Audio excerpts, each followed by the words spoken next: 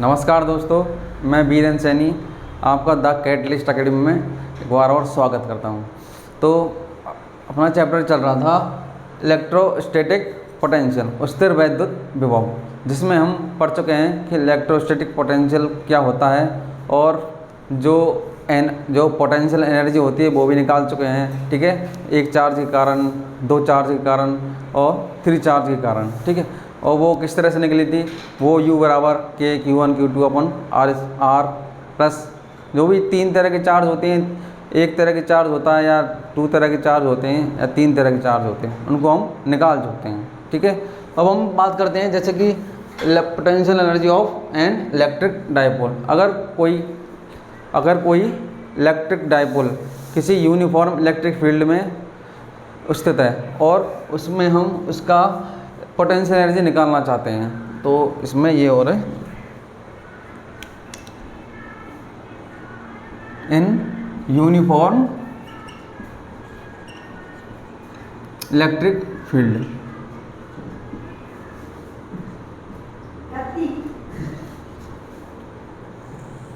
ठीक है, तो यूनिफॉर्म इलेक्ट्रिक फील्ड क्या होता है, जैसे कि मैंने बता चुका हूँ, यूनिफॉर्म इलेक्ट्रिक फील्ड में एक दूसरे के पैरेलल लाइन होती हैं, इस तरह से इलेक्ट्रिक फील्ड होता है। तो इसमें हम एक तो होता है पॉजिटिव चार्ज इलेक्ट्रिक डाइपोल में, ठीक है, और दूसरा माइनस क्यू चार्ज होता है, और इसमें एक इसकी जो बिटवीन डिस्टेंस होती है वो क्या होती है, डी।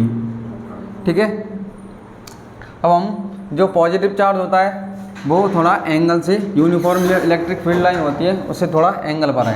अब हम बात करते हैं कि जो इस प्लस क्यू चार्ज और माइनस क्यू चार्ज, जो यूनिफॉर्म इलेक्ट्रिक फील्ड के कारण जो फोर्स लगता है, उसके कारण इस पॉजिटिव चार्ज पर इसकी डायरेक्शन क्या रहेगी, एफ वेक्टर बराबर क्यू ई वेक्टर।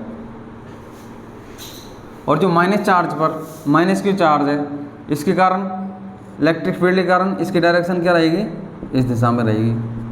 अब देखो, इसमें जो फोर्स है इसकी डायरेक्शन इधर है और एक इसकी डायरेक्शन इधर है, तो टोटल फोर्स जो नेट फोर्स है वो क्या हो जाएगा, जीरो हो जाएगा।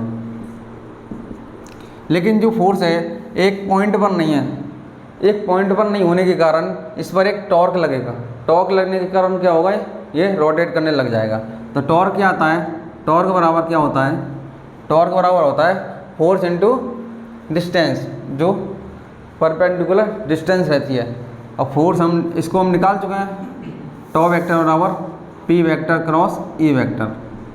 पी वेक्टर क्या होता है, डाइपोल मोमेंट, इसकी डायरेक्शन क्या होती है, माइनस क्यू से प्लस क्यू की तरफ, इस तरह से होती है डाइपोल मोमेंट, माइनस क्यू से प्लस क्यू डायरेक्शन। और टॉ वेक्टर बराबर P vector cross E vector होता है, ये भी हम निकाल चुके हैं। इसके बाद जब हम बात करते हैं कि जो ये यूनिफॉर्म इलेक्ट्रिक फील्ड है, इस तरह से ये यूनिफॉर्म इलेक्ट्रिक फील्ड की डायरेक्शन, और जो डाइपोल मोमेंट है, जो डाइपोल है अपना प्लस क्यू और एक माइनस क्यू, ये किस एंगल पर है, थीटा एंगल पर है। ठीक है, अब इसको थोड़ा सा रोटेट कराते हैं। रोटेट कराने का कारण क्या होगा, थोड़ा सा रोटेट कराने के लिए हमें क्या होगा, एक एक्सटर्नल फोर्स लगाना पड़ेगा। और जो एक्सटर्नल फोर्स है वो क्या करेगा, रोटेट करेगा इसे। रोटेट करने के कारण इसमें क्या, एक्सटर्नल टॉर्क उत्पन्न हो जाएगा। अब वो क्या आएगा,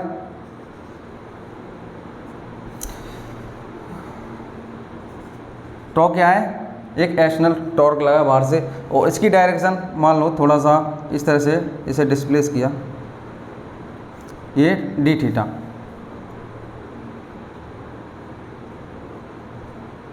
थोड़ा सा रोटेट कराया, डी थीटा। थोड़ा सा रोटेट कराने के कारण क्या होगा, थोड़े सा जैसे कि हम जैसे कि एक ब्लॉक होता है, इस पर फोर्स लगाते हैं तो क्या आता है, एक डिस्प्लेसमेंट आता है, जिसके कारण वर्क होता है W बराबर एफ डॉट एक्स होता है। लेकिन थोड़ा सा अगर डिस्प्लेस करते हैं तो थोड़ा सा वर्क होगा, एफ डॉट डी एक्स। इस तरह से अगर रोटेट पोजीशन आती है, रोटेट होता है तो उसमें क्या बदलता है, केवल एंगल बदलता है। ठीक है, और एंगल बदलेगा तो थोड़ा सा वर्क क्या हो जाएगा, टॉ डी थीटा। उसमें तो फोर्स लेते हैं अगर लीनियर ट्रांसलेशन हो रही है, ठीक है। लेकिन अगर रोटेट करा रहे हैं तो उसमें एक्सटर्नल टॉर्क देना पड़ेगा और ये एंगल चेंज होगा, ठीक है। ये tau vector dot D theta vector.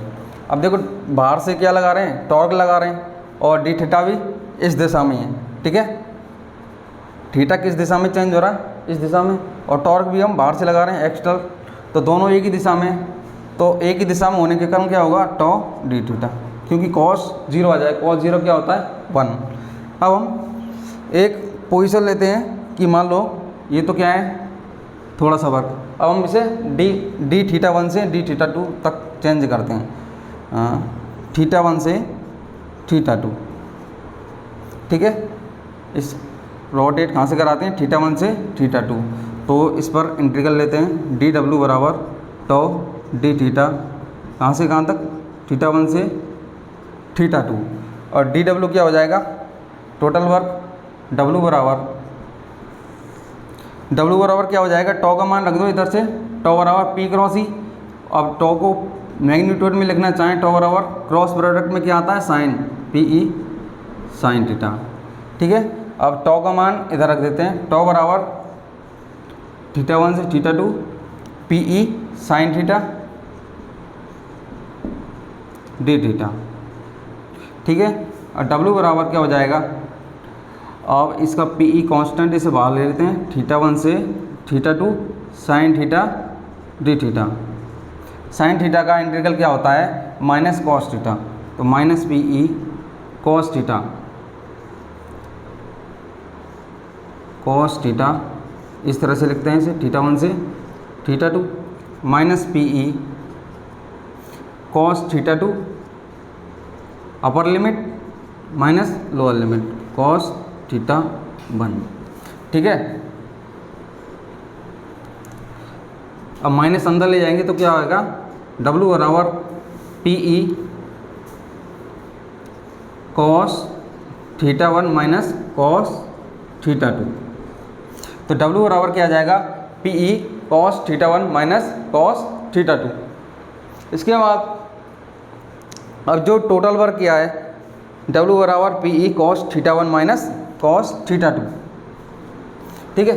अब जो मैंने एग्जाम्पल बताया था कि जैसे कोई ग्रेविटेशनल फोर्स होता है, शुरू में बताया था, जैसे कि पेन को ऊपर से नीचे लेके जाते हैं तो क्या करना पड़ता है, वर्क। अब वो वर्क है किस में कन्वर्ट होता है, किस में कन्वर्ट हो जाता है, ग्रेविटेशनल पोटेंशियल एनर्जी में। जैसे कि हाफ एम बी स्क्वायर से फेंक दिया तो ऊपर जाकर हो जाता है, वो वहाँ पर कितनी एनर्जी स्टोर हो जाती है, जैसे कि एच ऊंचाई पर गया तो एम जी एच। तो इसी तरह से जो चार्ज की बात करते हैं तो चार्ज में इलेक्ट्रोस्टैटिक पोटेंशियल आ जाती है और मास में ग्रेविटेशनल पोटेंशियल आ जाती है। तो डब्ल्यू बराबर P cos theta 1 minus cos theta 2। अब आगे देखो,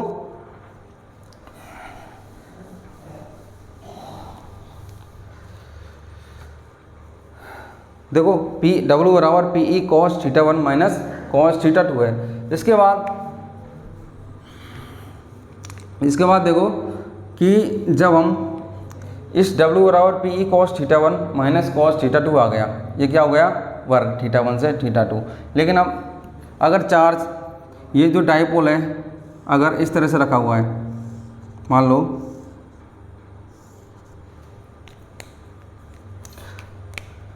अगर डाइपोल की हम पोजीशन लेते हैं, मतलब जीरो कहाँ से लें, एक तरह से जब हम पढ़ते हैं कि पोटेंशियल एनर्जी वो स्टोर हो जाती है, उसको रेफरेंस पर कहाँ से मानते हैं, अनंत से। अनंत पर पोटेंशियल एनर्जी क्या होती है, जीरो।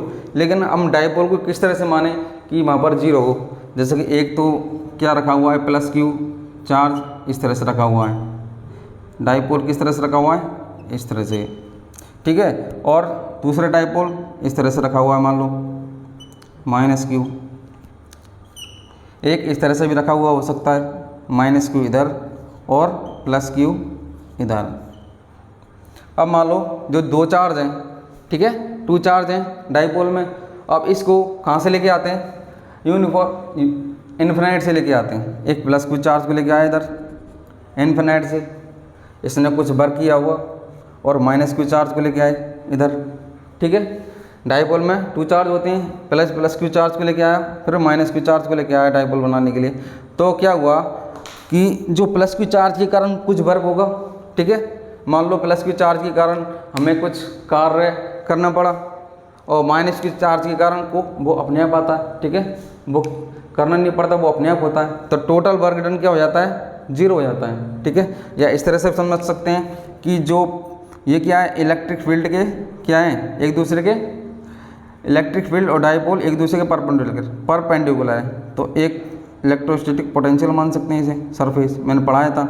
इस पर plus Q minus Q charge इस तरह रखे हुए हैं, तो इस पर जो विभव पोटेंशियल सेम रहता है, ठीक है। अब प्लस क्यू और माइनस क्यू चार्ज पर पोटेंशियल एक तरह से पोटेंशियल सरफेस होती है, ठीक है। उसमें क्या होता है, पोटेंशियल सारी जगह सेम रहता है, कोई वर्क नहीं करना पड़ता। तो यहाँ पर प्लस क्यू माइनस क्यू एक तरह से टोटल नेट वर्क क्या हो जाएगा, 0। लेकिन इसमें जो plus Q minus Q charge है, इसकी कुछ यहाँ से यहाँ तक लेके आए, लेकिन इसको यहाँ से यहाँ तक लेके आए, तो कुछ ना कुछ एक्स्ट्रा, कुछ दूरी के कारण, डिस्टेंस अलग होने के कारण कुछ एक्स्ट्रा वर्क करना पड़ता है, वो इसमें एनर्जी की फॉर्म में कुछ प्राप्त होती है, ठीक है। इस तरह से इसको भी इस तरह से। तो हमने जो रेफरेंस है कहाँ से माना, ये जो इलेक्ट्रिक फील्ड है और एक डायपोल है, ये परपेंडिकुलर क्या है, परपेंडिकुलर हो तो इसे डायपोल के कारण जो पोटेंशियल एनर्जी होती है 0 होती है, ठीक है। किस पर, किस पोजीशन पर, 90 डिग्री पर। तो हम जो रेफरेंस के लिए क्या मानते हैं, θ1 बराबर 90 डिग्री और θ2 बराबर θ तक लेके आते हैं। तो W बराबर, तो U वर्क है किस में कन्वर्ट हो जाता है, पोटेंशियल एनर्जी में। तो U 90 डिग्री क्या होता है, 0, क्या होता है, 0, क्योंकि यहाँ पर कोई वर्क, नेट वर्क 0 होता है, तो कोई भी पोटेंशियल एनर्जी कोई भी पोटेंशियल प्राप्त नहीं होगी, तो 0। और U थीटा, थीटा के U थीटा वो हम निकालेंगे, क्योंकि U थीटा पर कुछ, जैसे कि ये थीटा पर है, ये तो क्या है किसी 90 डिग्री या 180 डिग्री पर, लेकिन हम किसी जनरल रूप में बात करें किसी थीटा पर है, तो यहाँ पर ये भी इसके कारण भी अलग है, क्योंकि डिस्टेंस अलग है, ठीक है। अब जो U 90 डिग्री बराबर 0 है और U थीटा बराबर कुछ हमें निकालना है, ठीक है। अब देखो जो 90 डिग्री है θ1 बराबर, अब जो U थीटा निकलेगा ये इससे, ठीक है। जो वर्क है हमने किया, अगर इस पोजीशन से ले गए तो जो पोटेंशियल एनर्जी के रूप में कन्वर्ट हो जाता है, तो वो U 90 डिग्री बराबर 0 है, U थीटा बराबर इस तरह से होगा। तो PE cos θ1 बराबर क्या है, 90 डिग्री माइनस θ2 cos थीटा। तो PE 90 डिग्री क्या हो जाएगा, 0 minus cos theta minus PE cos theta U theta, ठीक है। ये आ गया हमारा U थीटा बराबर माइनस PE cos थीटा। और U थीटा बराबर P क्या है, डायपोल मोमेंट है, इसकी डायरेक्शन होती है, E की डायरेक्शन होती है cos थीटा, डॉट प्रोडक्ट बताता है, तो minus P vector dot E vector. इस तरह से हमें ये पता चल जाएगा। U थीटा बराबर minus P vector dot E vector, ये हमें प्राप्त हो जाएगा, ओके। तो मैंने क्या बताया कि एक यूनिफॉर्म इलेक्ट्रिक फील्ड में क्या रखा हुआ है, एक डायपोल रखा हुआ है, डायपोल पर प्लस क्यू माइनस क्यू किसी एंगल पर रखा हुआ है, तो इसमें जो टॉर्क लगेगा इलेक्ट्रिक फील्ड के कारण, टॉ वेक्टर बराबर P vector cross E vector. Tau बराबर क्या होता है, PE साइन थीटा होता है क्रॉस प्रोडक्ट में। अब हम बात करते हैं कि थोड़ा सा वर्क किया हमने, DW बराबर, इसको रोटेट कराने के लिए थोड़ा सा बाहर से एक्सटर्नल फोर्स लगाना पड़ेगा, ठीक है, एक्सटर्नल टॉर्क लगाना पड़ेगा रोटेट कराने के लिए। तो DW बराबर टॉ D थीटा आता है, ठीक है। और तो उसके बाद हमने क्या किया, इंटीग्रल कर दिया θ1 से θ2 तक, ही एंगल में घुमा रहे हैं। तो W बराबर θ1 से θ2 PE sine theta D theta, W बराबर इस तरह से ये निकल के आ जाएगा, W बराबर PE cos θ1 माइनस cos θ2। अब हमने उसके बाद किया कि जो प्लस क्यू चार्ज और माइनस क्यू चार्ज अगर इसके परपेंडिकुलर है तो वहाँ पर जो पोटेंशियल एनर्जी है वो 0 होती है, इसके अन्य की बजाय, ठीक है। तो हमने रेफरेंस क्या मान लिया इसमें, θ1 बराबर 90 डिग्री से इसे किसी एंगल θ2 तक ले जाने में पोटेंशियल एनर्जी कितनी होती है, u θ बराबर minus P vector dot E vector. अब देखो हमारे इसमें 3 प्रकार की पोजीशन बन सकती है। फर्स्ट है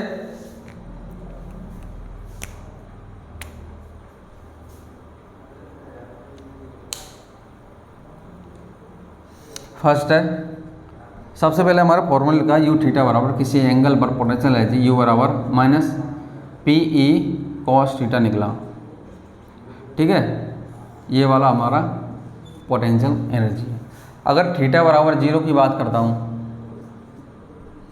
थीटा बराबर 0 की बात करता हूँ तो यू थीटा कितना आता है, यू थीटा बराबर माइनस पी ई आएगा, ठीक है। तो ये क्या होता है, माइनस पी ई आ रहा है, तो ये मिनिमम है। पोटेंशियल एनर्जी कितनी है, मिनिमम। जो पोटेंशियल एनर्जी है वो क्या आ रही है, मिनिमम आ रही है थीटा बराबर 0 पर। मतलब जो प्लस क्यू चार्ज और minus Q charge electric field की डायरेक्शन में, ठीक है, डाइपोल मोमेंट वो इलेक्ट्रिक फील्ड की डायरेक्शन में। इस तरह से अगर इस तरह से रखा हुआ है तो क्या होगा, पोटेंशियल एनर्जी मिनिमम रहेगी। ये तो फर्स्ट कंडीशन है।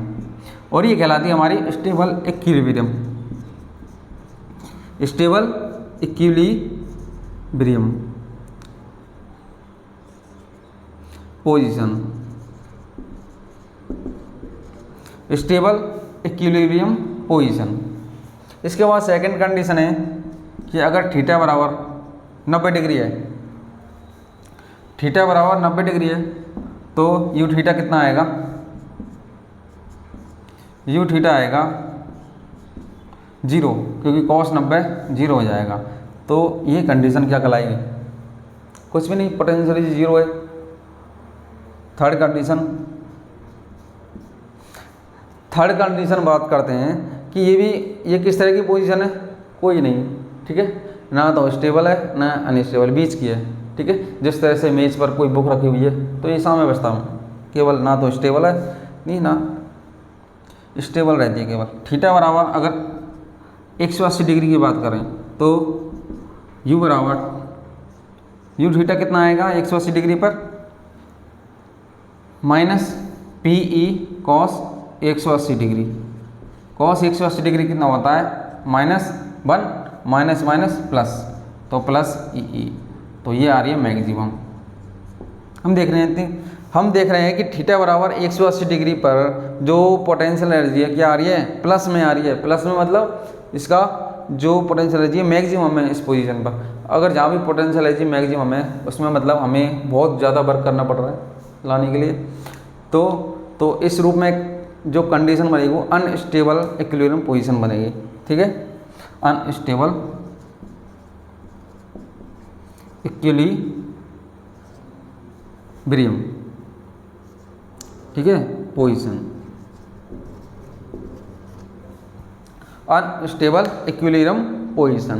तो ये 3 प्रकार की पोजीशन बनेगी, या तो डाइपोल 90 डिग्री पर स्थित हो, ठीक है, या फिर उसके पैरेलल हो, या फिर उसके अपोजिट में हो, ठीक है। तो वो अपोजिट में होती है वो अनस्टेबल इक्विलिब्रियम पोजीशन होती है, ठीक है। इसके बाद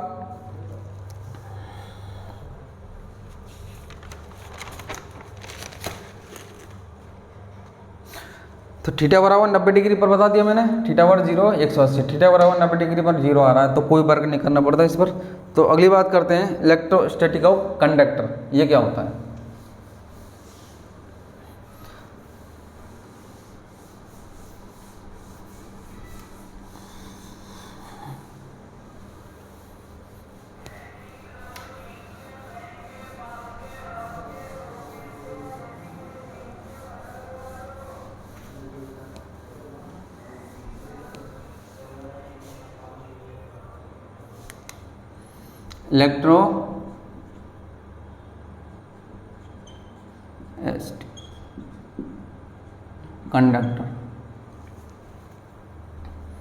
electrostatic of conductor, electrostatic of conductor, ठीक है, इलेक्ट्रोस्टैटिक ऑफ कंडक्टर का स्तर विद्युत क्षेत्र में क्या होता है।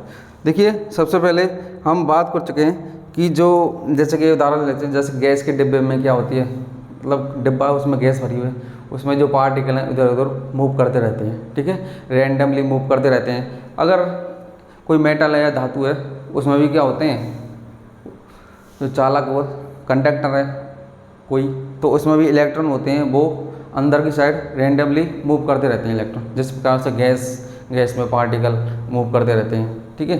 तो जो नेट जो डायरेक्शन होती है वेलोसिटी की, या इस तरह से मूव करते रहते हैं, वो नेट जीरो रहता है लगभग, ठीक है। रैंडमली मूव करने के कारण क्या होता है, नेट इलेक्ट्रिक फील्ड जीरो रहता है अंदर। जैसे कि हम कंडक्टर की बात करें, जो कोई कंडक्टर होता है उसमें क्या है कि इलेक्ट्रॉन होते हैं बहुत सारे, लेकिन ये रैंडमली मूव करने के कारण क्या होता है, नेट इलेक्ट्रिक फील्ड इसमें जीरो बनता है, ठीक है। तो टोटल चार्ज तो जीरो रहेगा बॉडी पर। उसके बाद जो कंडक्टर की होता है उसकी प्रॉपर्टीज़ क्या है उसको देखते हैं। सबसे पहले है जो इलेक्ट्रोस्टैटिक पोटेंशियल होता है, इलेक्ट्रोस्टैटिक फील्ड होता है कंडक्टर के अंदर, वो जीरो रहता है, ठीक है। इलेक्ट्रिक फील्ड, जो इलेक्ट्रिक फील्ड होता है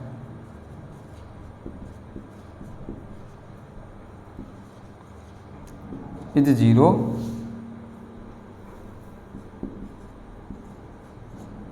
इनसाइड द कंडक्टर।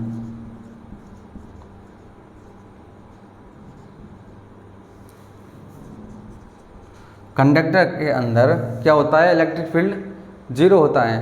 क्यों होता है, क्योंकि जो इलेक्ट्रिक फील्ड होता है कंडक्टर के अंदर, वो सारा चार्ज है वो बाहर की तरफ रहता है, अंदर कोई चार्ज नहीं रहता। अगर इलेक्ट्रिक फील्ड अंदर होगा तो क्या होगा, इलेक्ट्रिक फील्ड अंदर होगा, मैंने बता चुका हूँ कि अगर इलेक्ट्रिक फील्ड अंदर, मान लेते कि इलेक्ट्रिक फील्ड कंडक्टर के अंदर है, तो क्या होगा, जो चार्ज है हमारे उस पर एक फोर्स लगेगा, फोर्स लगने के कारण क्या होगा, वो मूव करने लग जाएगा इलेक्ट्रॉन, जिस प्रकार से हमें करंट का अनुभव हो सकता है। लेकिन ऐसा रियल में बिना करंट दिए उसमें बॉडी में नहीं हो सकता, ठीक। तो सारा इलेक्ट्रिक फील्ड अंदर क्या होता है, जीरो होता है। कंडक्टर के अंदर क्या होता है, इलेक्ट्रिक फील्ड जीरो होता है। जैसे कि इसे हम गाउस के नियम से भी समझ सकते हैं। जैसे कि मान लो ये गाउसियन सरफेस है, ठीक है। अब गाउसियन सरफेस होती है, इसका फॉर्मूला क्या होता है, Q बराबर ई वेक्टर डॉट डी बराबर Q अपॉन एप्सिलॉन नॉट, ठीक है। अब मैंने बता चुका हूँ कि कंडक्टर के अंदर चार्ज बराबर क्या होता है, जीरो होता है, सारा चार्ज इसकी सरफेस पर रहता है, तो Q बराबर जीरो हो जाएगा। ये डी है, ठीक है, एरिया, तो E बराबर क्या हो जाएगा अंदर, जी,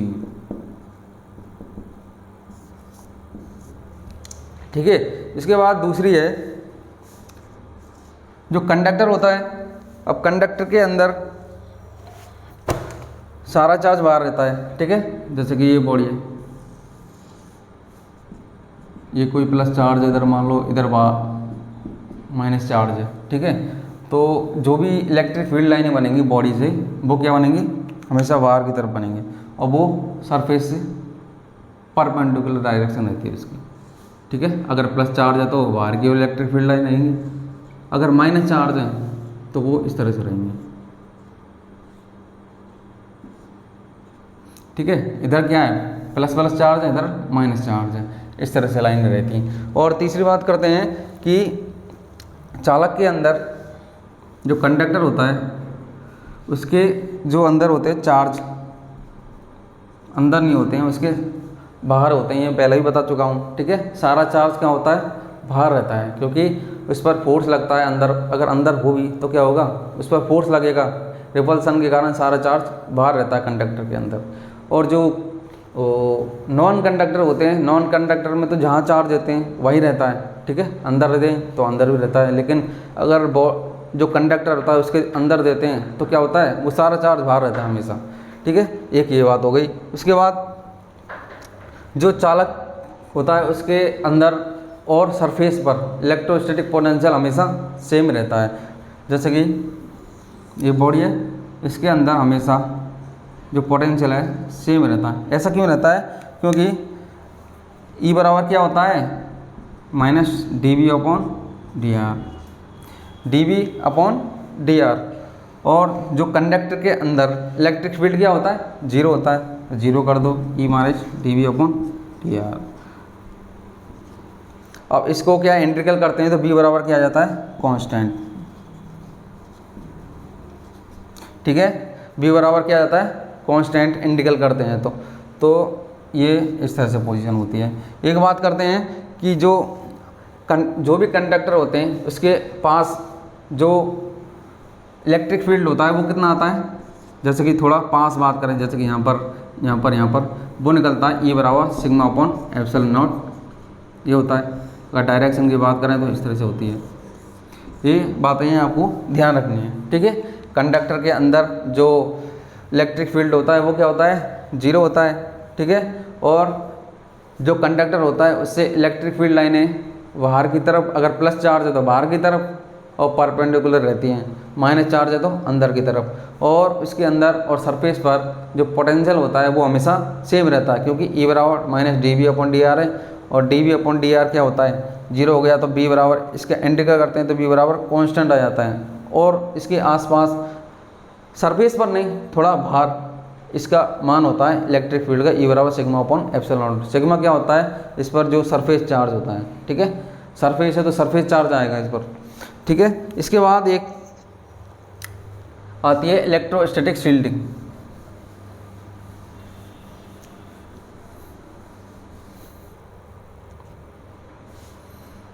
इलेक्ट्रोस्टैटिक शील्डिंग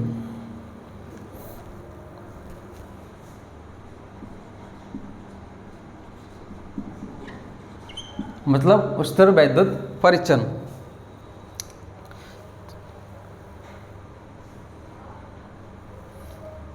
ठीक है, इलेक्ट्रोस्टैटिक शील्डिंग, स्थिर वैद्युत परीक्षण। ये क्या होता है? जैसे कि कोई बॉडी है, चालक बॉडी है, उसके अंदर कोई कैविटी है। ये क्या है? एक चालक है। ये क्या है? इसके अंदर क्या है? एक होल है, मतलब कैविटी है, जिसे बोलते हैं हिंदी में कोटर। अब जो चार्ज देंगे, अगर बाहर से चार्ज दे रहे हैं इस पर तो केवल बाहर ही रहते हैं, अंदर नहीं आते। ठीक है, कैविटी के अंदर कोई चार्ज नहीं आता, इलेक्ट्रिक फील्ड भी जीरो और रो बराबर भी जीरो, मतलब डेंसिटी, मतलब चार्ज डेंसिटी भी अंदर जीरो रहती है। इसका हम इस तरह से यूज कर सकते हैं, जैसे कि कार होती है हमारी, कार क्या होती है? एक चालक बॉडी होती है, बाहरी सरफेस, और अंदर क्या रहती है? कोई व्यक्ति बैठा रहता है उसके अंदर। जैसे कि कोई कार के जो बॉडी होती है, ठीक है, वो बॉडी किस तरह से व्यवहार करती है? इलेक्ट्रोस्टैटिक शील्डिंग की तरह।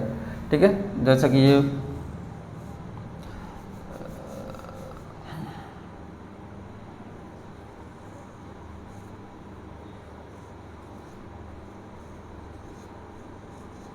कार होती है, क्या होती है? चालक बॉडी होती है, बाहरी सरफेस, तो ये भी क्या करती है? इलेक्ट्रोस्टैटिक शील्डिंग की तरह व्यवहार करती है। क्यों? क्योंकि जो बॉडी होती है इसमें भी जो चार्ज, मतलब कोई लाइटिंग वगैरह होती है तो इस पर पड़ती है, तो क्या होता है?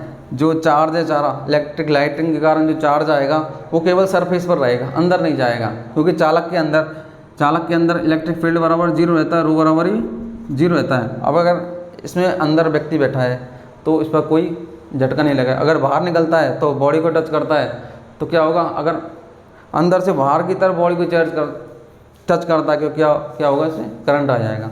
तो ये इलेक्ट्रोस्टैटिक शील्डिंग होता है, इसका हम यूज करते हैं। और जो भी लाइटिंग वगैरह होती है उस टाइम हमें पेड़ों के नीचे खड़ा नहीं रहना चाहिए, या तो कार हो, अपनी कार हो, उसके अंदर ही रहना चाहिए। ठीक है, तो आज के लिए इतना ही। जो अगला है उसके अगला देखते हैं। तो इतना ही बस। हमारे चैनल को लाइक करें, सब्सक्राइब करें। Thank you.